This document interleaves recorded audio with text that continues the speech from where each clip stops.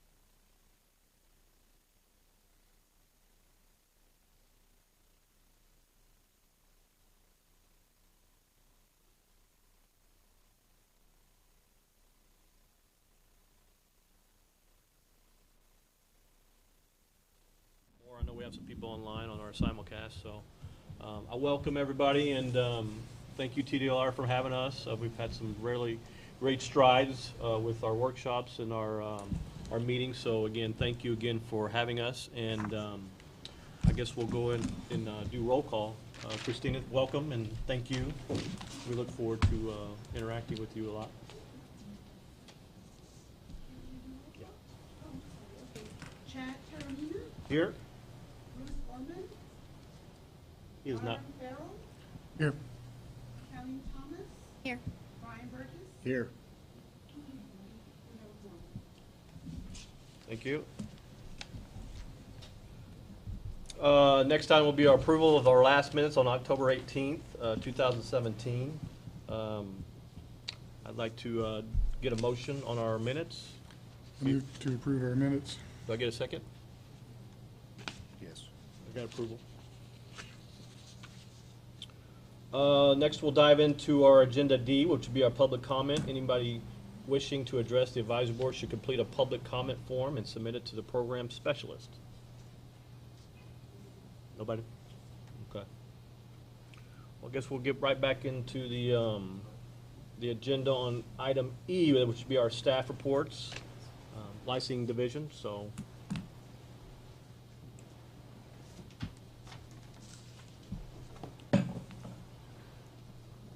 Good morning, board members. Hi, my name is Laura Hernandez.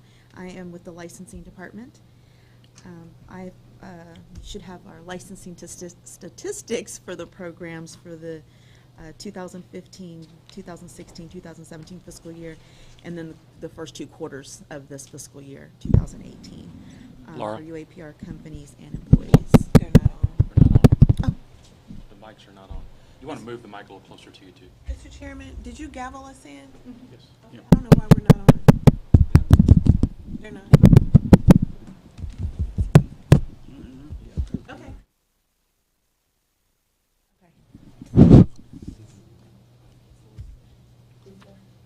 do you want me to start over? Oh, no, I think you're on now. You're on. We're Am I on? good. Oh, I can hear. Okay. Okay, great. Yeah. Um, again, these are the statistics for the used auto parts recycler, the UAPR companies and the UAPR employees. As you can see, the population kind of remains constant, not a big change in numbers. And if you all have any questions regarding licensing for these companies' employees, feel free to ask any questions you may have. I think, like you said, we're seeing an uptick on the enrollments and renewals, so I guess you're seeing that as well as your end. Right. We are receiving that, and then because this program started in September, it started in the month of September, so we'll start seeing an uptick in these next quarters, because then they'll start setting in all those renewals. So we get a lot more in the summertime. Okay. No, I think we're good. Thank you Okay, very much. thank you. Next is going to be our customer service division. Good morning, members. And Good morning. Chairman. My name is Trey Seals. I'm the director of the Customer Service Division. And just doing an introduction to each board that I haven't presented before. Customer Service is here. We've been here all along.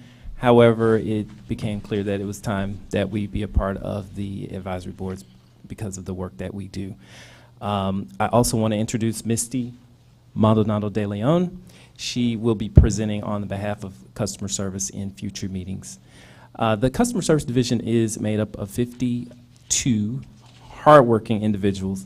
We do a lot of business for the agency and for each industry. Now, with the used auto parts recyclers program, we do notice that, like you just mentioned, the summertime, we do see an uptick in phone calls, but primarily the contacts are by phone, and we also get a good number of emails, and we trend around the same number of contacts each month. So while this program is not the most in volume, we do see a consistent contact from this particular industry. A little bit more about what customer service does. We answer phone calls, we respond to emails, we help customers with walk-in in our location downtown. We respond to our social media questions. We do get questions from customers over Twitter, Facebook, and through Google reviews. And we also speak several languages: English, Spanish, Vietnamese, Korean, and Mandarin.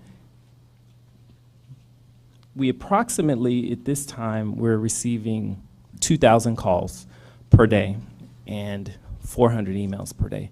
That can be higher on Mondays and Tuesdays, which is our busiest day. We're open from 7 a.m. to 6 p.m., and the earlier times are the better times to contact us, and later during the week. But we are a hardworking group. We keep track of all the data, though, and so we do our best to make sure that we are taking care of the used auto parts recycling customers. That concludes my report for today. I look forward to seeing you in future meetings. I'm open to any questions should you have them. On the calls, is there a queue for the automotive parts recycling, or is it just a customer service throughout the board as far as anyone? Sure. We do have team members who do specialize in certain areas. However, at this time, we have two teams, the engagement team, and they do answer the calls for all of the industries. Now, we do use a knowledge base, and we do have subject matter experts available to us when we have further questions, which includes Todd and Latasha in the RPM division. Good. Well, we really thank you. And again, 52, that's great. Thank you. That works out great. Thank you. Thank you very much. Good to meet you. You too. Next will be our field operations divisions.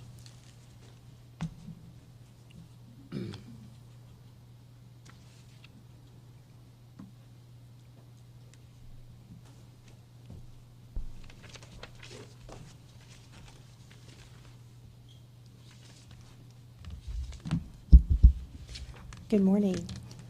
Morning.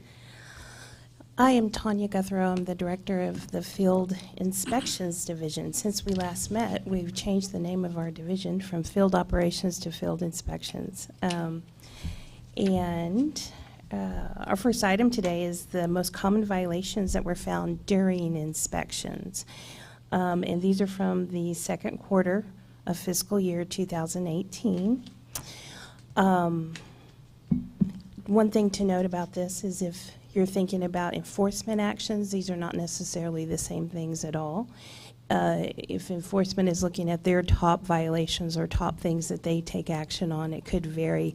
These may be violations that are more minor in nature and don't require any sort of enforcement action. We just like to keep track of what kinds of things are found when we're out in the field doing inspections.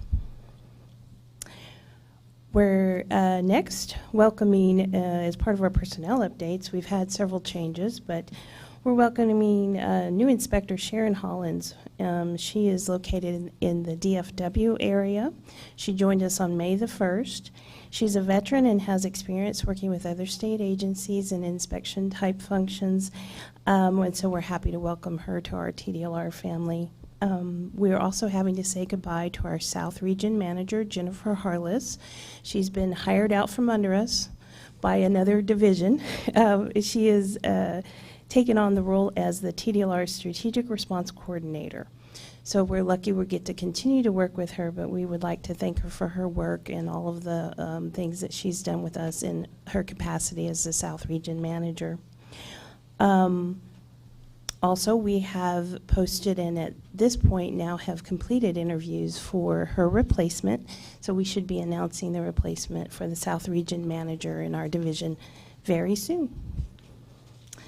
And lastly, we have our inspection statistics. And they're listed here. If you guys have any questions, I'm happy to try to answer. I think we ask each time on the training for the field inspectors within our industry or any industry under the umbrella.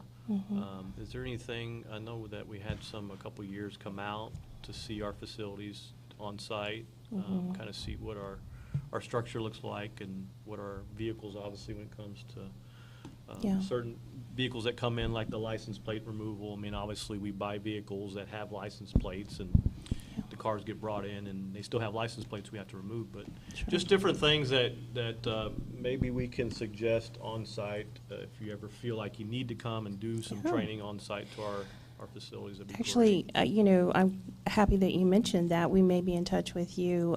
You know, in addition to training new people like Sharon who join us, you know, we have a team, the Strategic Analytics and Training team, who perform training for new inspectors, but as you know, things kind of adjust and change throughout the years, and so it's always great to do additional and sort of upkeep training for inspectors who already know the program. So yeah, maybe I'll get your card and we'll exchange information and talk about that. That'd be great. Appreciate it. If that is possible, obviously, we're approved, so. Yeah, appreciate that. You guys got anything? No.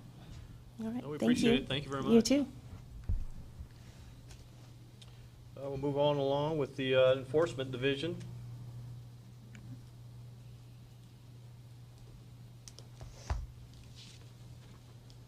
Good morning. Good morning. Good morning. I'm Jessica Hurtado, and I'm a prosecutor in the Enforcement Division. Under your case highlights, you can see that out of the 5 selected cases, 4 of these were agreed orders, which means that the respondent agreed to settle the case, and 1 was a default, meaning that the respondent never replied to our notice of alleged violation. All of these cases either involved unlicensed activity or expired licenses, and you'll see in the 4 cases that had agreed orders, all of those individuals have now either obtained the license or renewed their license. So, do you have any questions about the case highlights?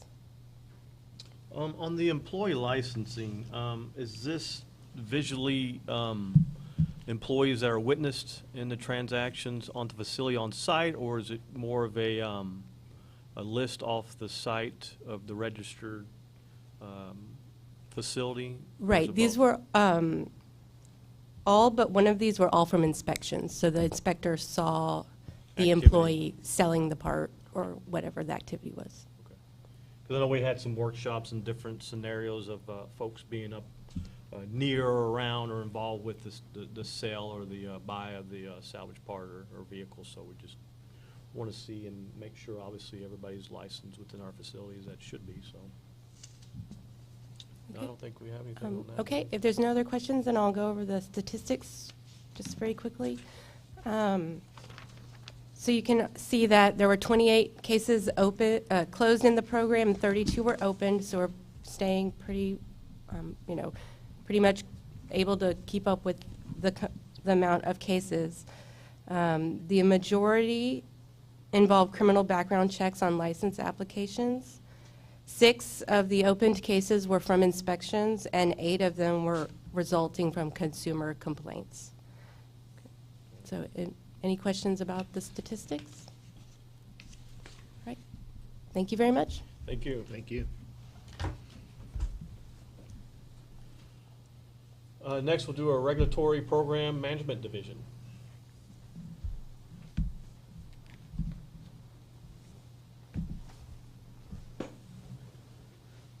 Good morning. I'm Todd Forrester with the Regulatory Program Management Division.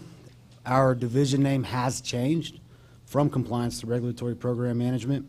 We also have a new division director, David Gonzalez, and a new deputy director in Lee Parham, who's here. Stand up, Lee. No, you don't have to. As far as projects, on April 5th, the Regulatory Program Management Division, along with General Counsel, members from Enforcement, the Licensing Division, and members of the Advisory Board reviewed the rules for APR for updating. And we're going to go over those shortly, but that's all we have. Are there any questions? No, I really appreciate our workshop with that. It was great, and obviously we're going to talk about it here in a little bit. Have anything? Thank you. Thank you. All right, next we'll talk about the Executive Office. Yes, sir. Mr. Chairman, Advisory Board members, Nick Voinis of TDLR. Thank you for being here today, and thank you for your service to Texas. Want to kind of bring you up to date with what's going on around the agency. As usual, these are busy times around TDLR. I'll start with recently we received some good news from the governor's office in that he appointed 2 new commissioners to our board with terms that expire in 2023, so our board is back at full strength. The governor appointed Dr. Ray Callis, who's a physician anesthesiologist from Beaumont, and Dr. Gary Wesson, who's a retired orthodontist living in Bastrop, to our 7-member commission. And you can find additional biographical information on our website on those 2 gentlemen. Wanted to mention also that the commission next meets tomorrow, Thursday, May 24th, here in the same room. So our strategic planning process continues. We're in the process of completing that. This is something the legislature mandates all state agencies do every 2 years, and it's something that we take very seriously.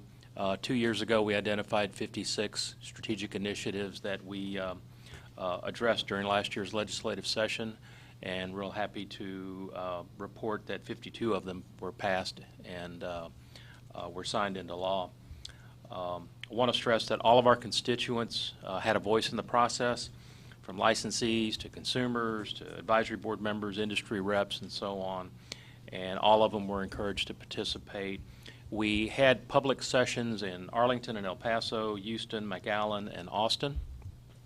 And these sessions were an opportunity for everyone to share ideas and opinions on what we're doing, how we're doing, and how we can improve. And your industry was represented in these sessions. For those who were unable to make the sessions in person, we did make available survey questions on our Facebook page and the TDLR website for those people to participate as well. We had several that did that. We also conducted internal sessions with our staffs throughout the agency, and now are in the process of compiling comments and ideas and drafting the final report, which will be coming out in early June. Also want to talk to you a little bit about our outreach, including your website, and update you on some traffic numbers that are associated to this program. Over the last 6 months, the Used Auto Parts Recyclers website had 4,919 page views, and that's an average of 27 a day.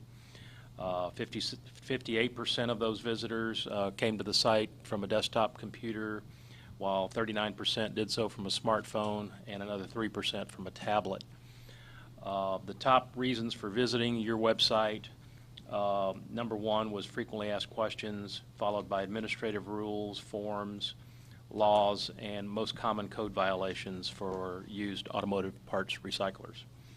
Also want to remind you that we are active in social media on Facebook and Twitter, if you'd like to keep up with TDLR news and events there.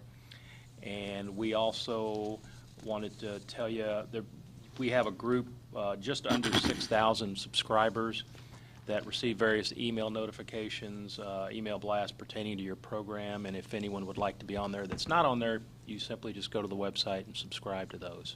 We'll be glad to include you. If you have any questions, be glad to answer them for you. No, sounds like a busy time for you guys, which is good. Yes. We Thank you. appreciate the sessions. Obviously, that's a great time for us to really get involved and hear from you, and you hear from us, so we really appreciate those sessions. They're very Thank you. helpful. Next, we'll talk about the work groups and possible discussions. Good morning. My name is Mark Gladney, Assistant General Counsel. Today we're going to talk about the status of the work group that was authorized by the board on October 18, 2017. The board had authorized staff to address a question regarding which employees are required to have an employee license while working at a UAPR facility.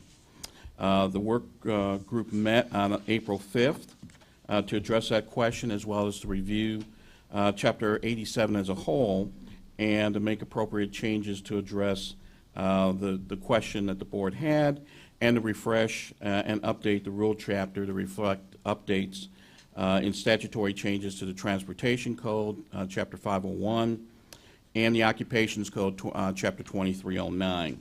The work group met and completed the assigned task, and we'll explore that in greater detail in the subsequent agenda item, and we'll ask for your approval to publish the rule package. And that's our report thus far. Perfect.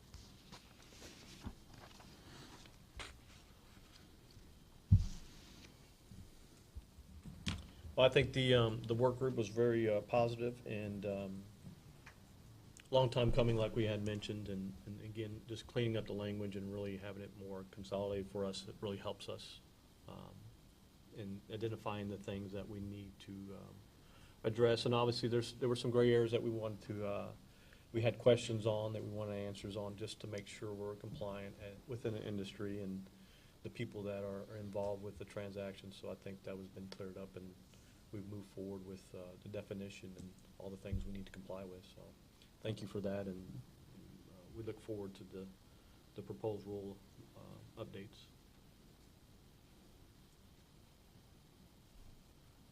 Discussion and possible recommendation regarding the proposed rule amendments to 16 Texas Administrative Code, Chapters 87, 8710, 25, 30, 45, 47, 71, 72, and 80, as well as 87, 85, and proposed repeal. So. Okay. Good morning again, Mark Gladney, Assistant General Counsel. As I just stated, the work group met on this rule package that you have before you on April 5th. And while it looks like wholesale changes have been made, I don't want to alarm anyone. Basically, the intent of this work group was to update and refresh the Chapter 87 to reflect the changes in Transportation Code, Chapter 501, and also in Occupations Code, Chapter 2309. So while you see a lot of strike-throughs and new language in some particular rule sections, is basically substantively there's not really any major changes, and it doesn't really change what it is that you all have been doing over the years.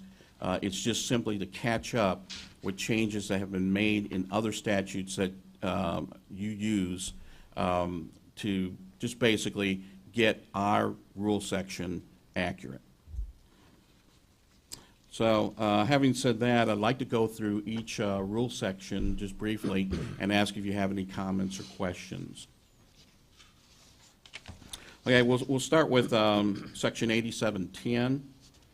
Are there any comments or questions with regard to the changes that have been proposed there? Questions? Maybe give a minute to look over it real quick. You guys have them.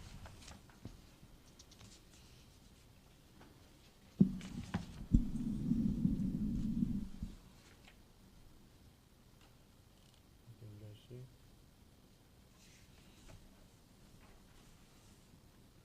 Nothing? I think we're good, Mark. Okay. We're going to move on then to section 8725. Small change there in subsection B.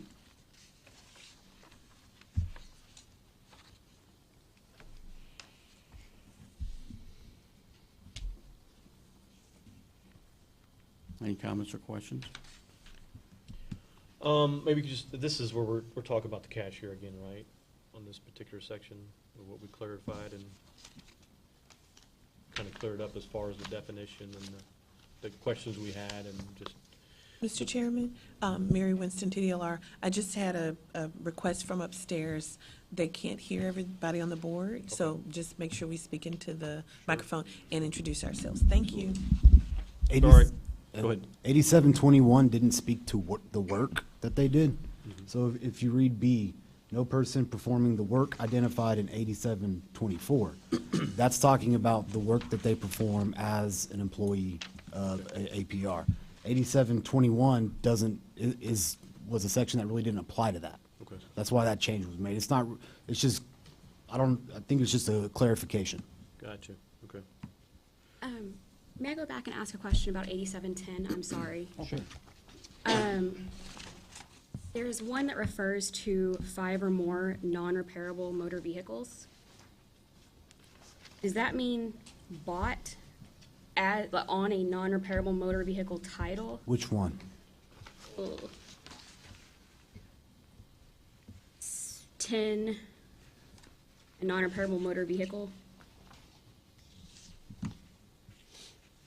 And what was the question? I know a lot of the times whenever you're referring to a non-repairable motor vehicle, yes, that's saying it's dismantled, but that also has to do with the type of title it's on. We process a lot of the TCEQ TERP vehicles. We purchase those vehicles on a blue title, but then we have to, surrender them to the state and they become the non-repairable motor vehicle titles. So does that apply to those vehicles? I understand we're destroying them. Well, it's a definition, so are you saying, are those vehicles defined as a non-repairable motor vehicle? Well, it says something about I can't find it exactly now, I'm sorry. Are you talking about the 5 or more? Yes. That should be in it should be in the exemptions, I think Okay. is what you're talking about. But is that 5 meaning any vehicle that's just parted out to meet that definition, or does that have to do with the title, is what I'm asking, I guess?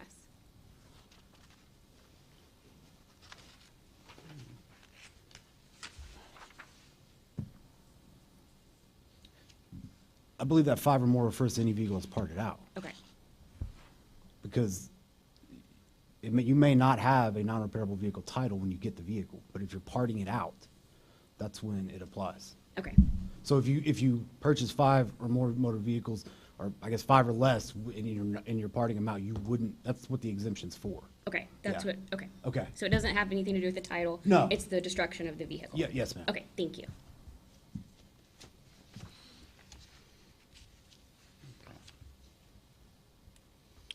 And we're on 8725 still, right? Yes, we're Okay. still on 8725. I think that's just, again, one of the areas, I don't know if you have any questions on the employee license requirements, so we do. We can discuss that a little bit more, but anything on license, employee license? Okay. Okay. Okay, then we're on to 8730.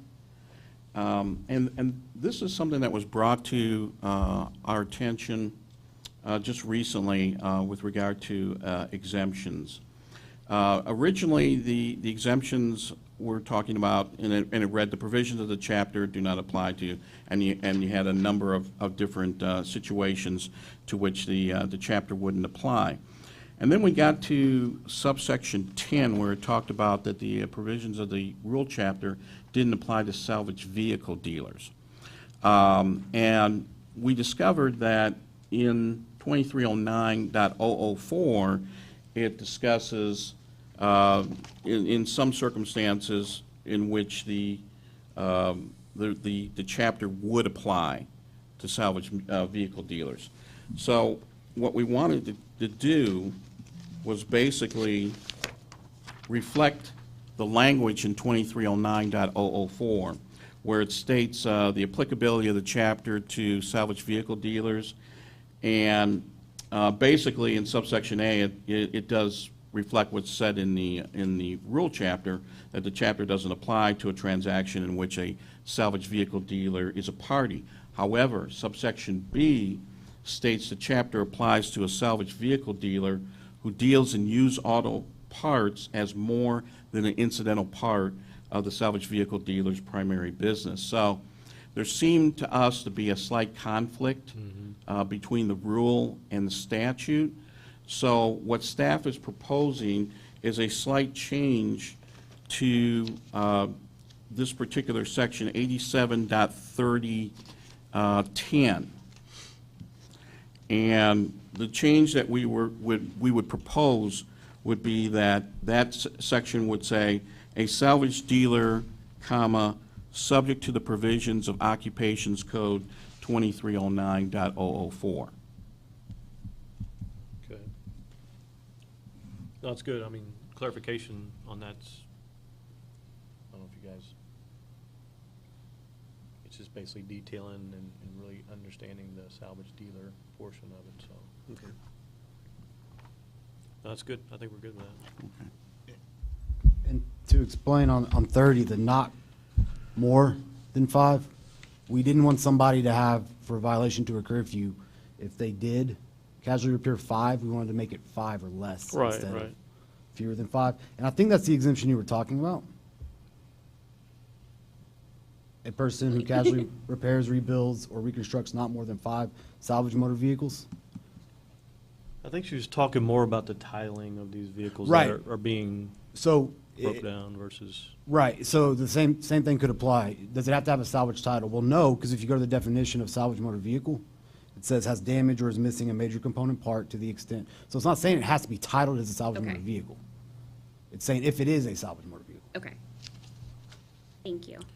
something on 30 there with the definition, a person who casually, could you kind of elaborate on casually or the kind of definition of that? Obviously, some people read the word casual, sale, casually, repairs. And there is a definition for casual sale. Okay, right. The sale by a salvage vehicle dealer or an insurance company of not more than 5 non-repairable motor vehicles or salvage motor vehicles to the same person during a calendar year. This term does not include a sale at an auction to a salvage dealer, the sale of an export-only motor vehicle to a person who is not a resident of the United States, or a sale to an insurance company, out-of-state buyer, or governmental entity. Gotcha.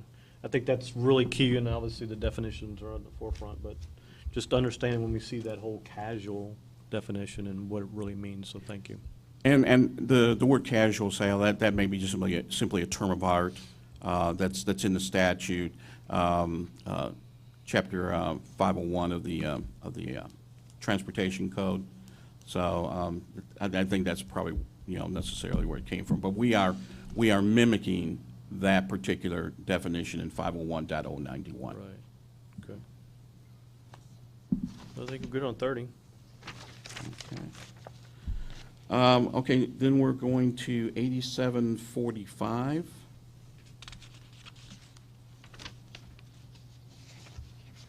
Any questions or comments on that?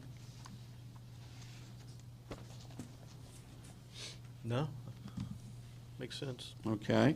Then we are at 87.47.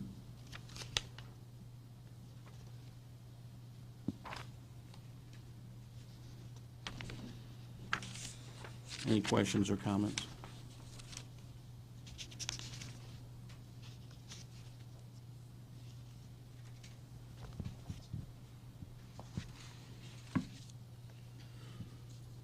No. Okay. Good there, too. Then moving on to 87.71.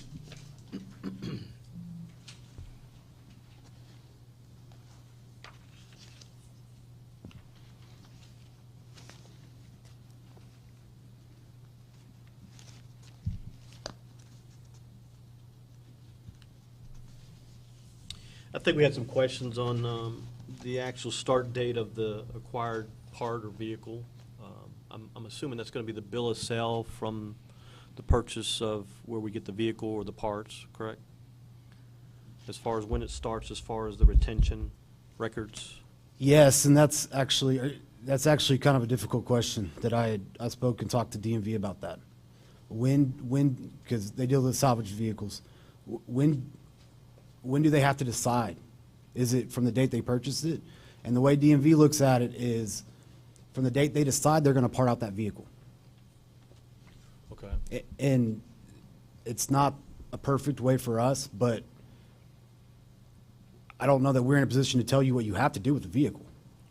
No, not necessarily that. It's just again, kind of like the titling, because we purchase a large portion of our vehicles through the auction. So within the titling and the actual transition of the sale versus when we get the car, and like you're saying, part the car out, there's a time period in there before we actually get complete ownership of the vehicle, even though the sale date or the bill of sale, because again, when inspectors come in and we're looking at the documentation, we're looking at when we purchased the car from the auction. And I guess my question was, does that start from that date versus, again, the titling and the signatures on the back of the titles and all the... Yes, the start? because they're looking at the date you purchased the vehicle versus when you submit the ownership documents to DMV. Okay. So yeah, I mean, is there a huge lag time in between Well, getting the vehicle?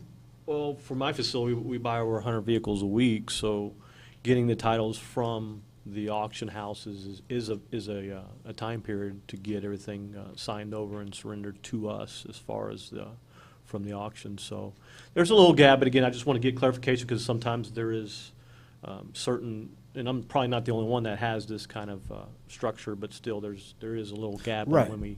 Is it a significant enough time frame to affect the 31 days? Is it cutting it close?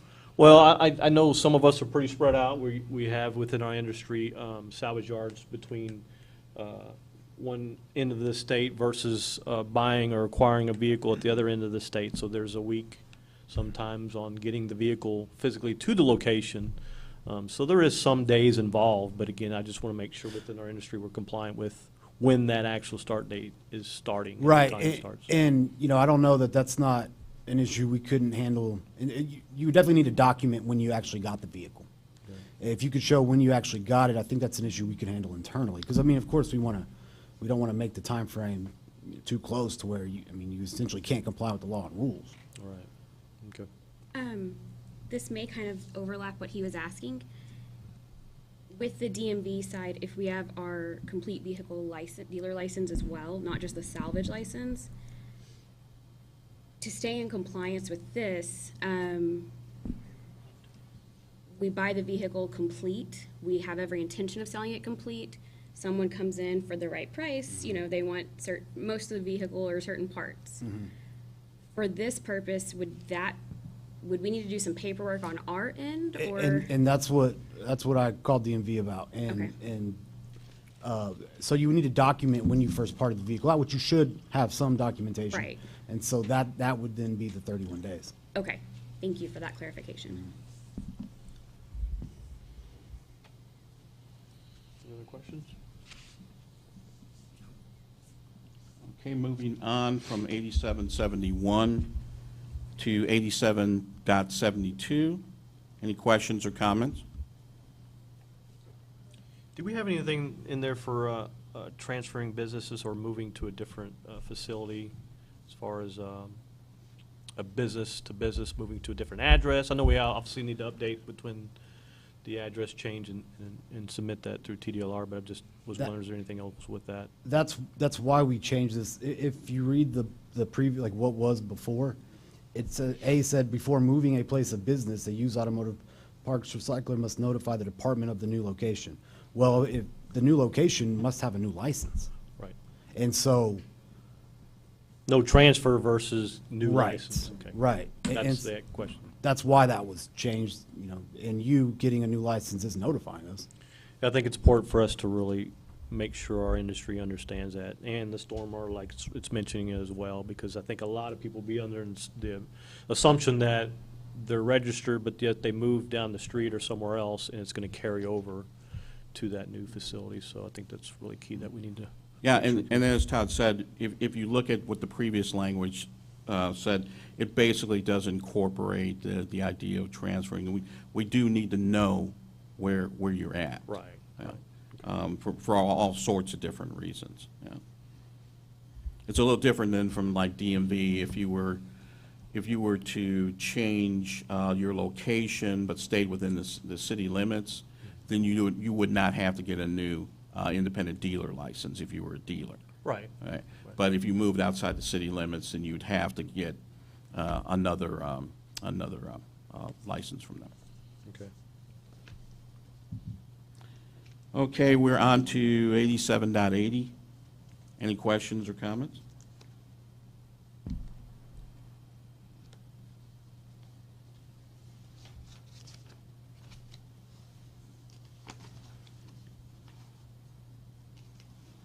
I don't think so. Okay. No. Hearing none, we're going to move on to 87.85.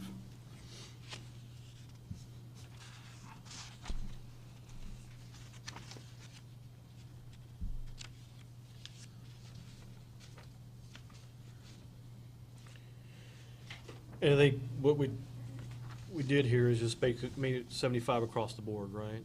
Is that, okay. So basically, the renewal versus the original is the same amount. Okay. And the employee license would just be 25. Right. Which is great, so I think everybody's gonna be happy with that. Right, there was no more of those licenses out there at the higher cost, so it didn't make sense to keep them in the rules. Right.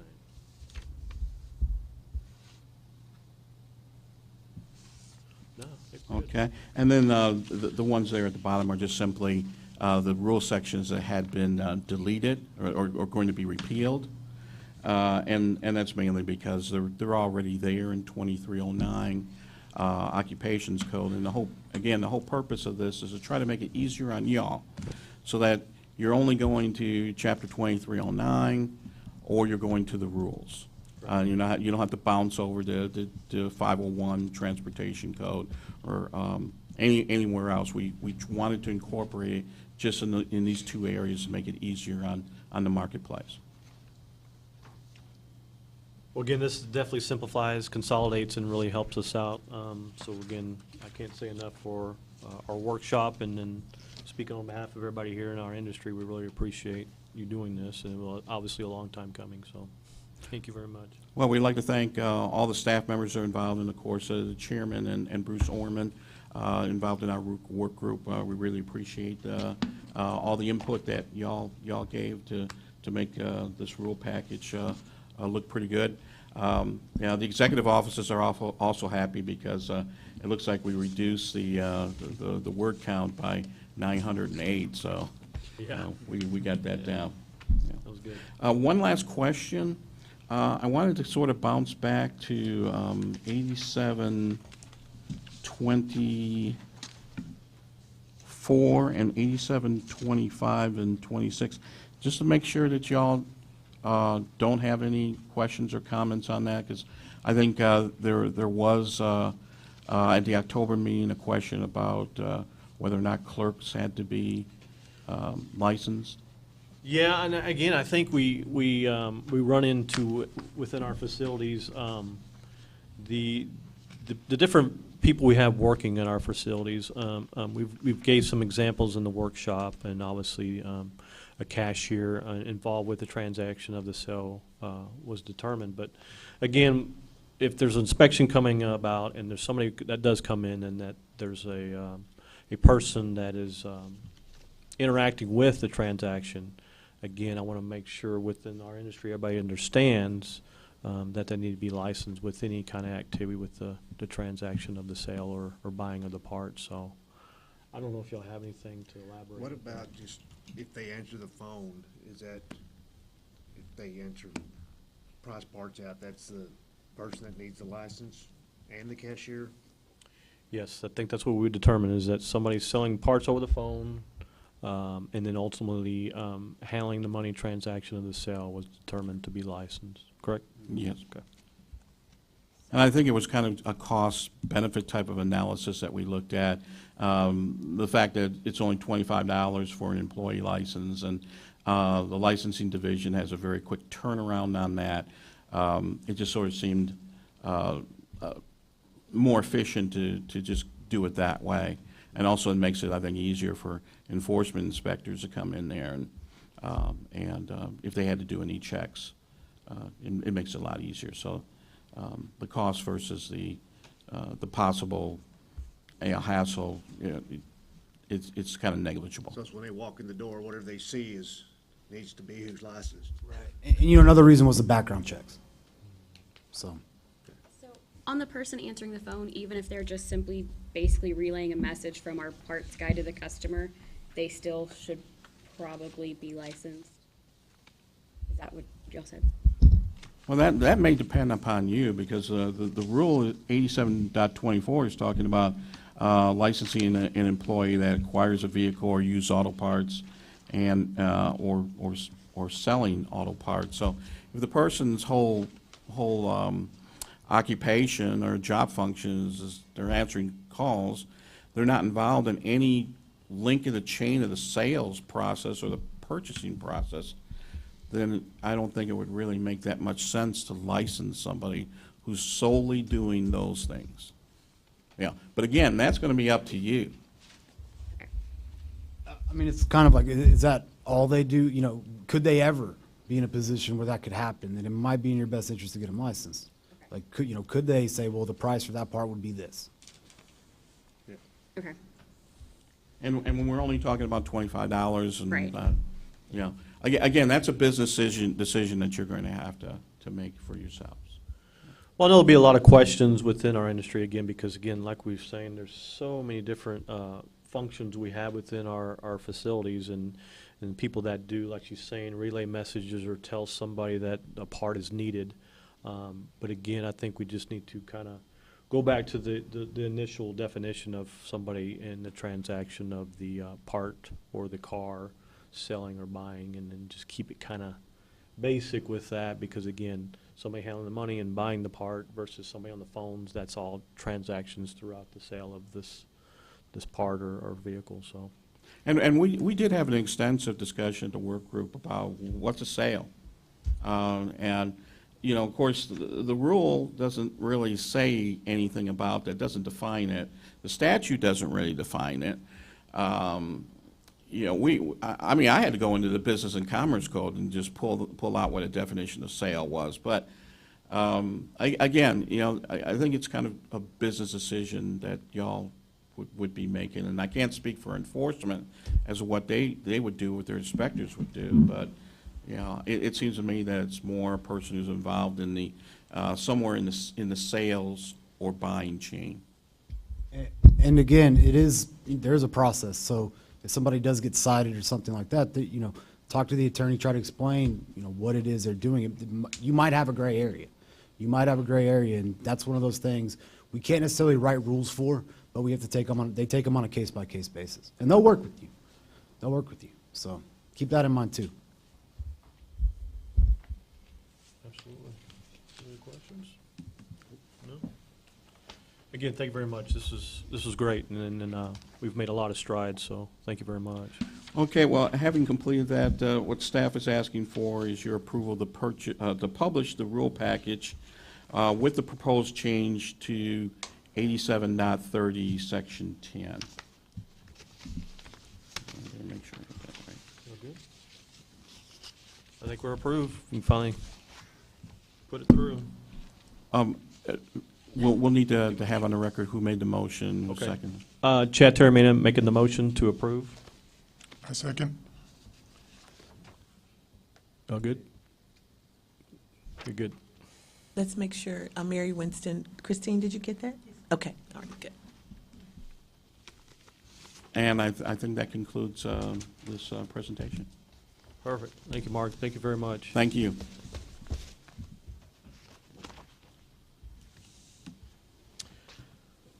Next, we'll move on to recommendations and agenda items for the next meeting. Mr. Chairman, Mary Winston again. This rule packet that's being published, it'll be out there, and any comments we get back will be reviewed by our general counsel, and that would be put on the agenda for next time. Okay. As far as any workshops, I don't think we're needing to suggest anything. I think we covered pretty much within the rule package, so I wouldn't suggest or entertain anything unless you have anything that we need to cover before our next meeting. No? I guess the next discussion will be the next time we can meet. Mr. Chairman, Nick Boinas here.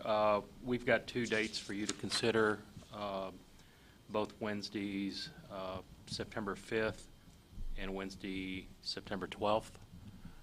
I will mention the 5th is the week of Labor Day, but it's 2 days later. Probably the 12th, and I would think probably, if that's possible. You all in agreement? Okay. You Great. good with that? That'll be Wednesday, September 12th at 9 a.m. It's good with that? That's still the preferred time? Everybody good with that? Yeah, that's fine. Yes. Okay. Great. Thank you. Thank you. If anybody have anything else, I think we'll adjourn. Thank you very much. Appreciate it.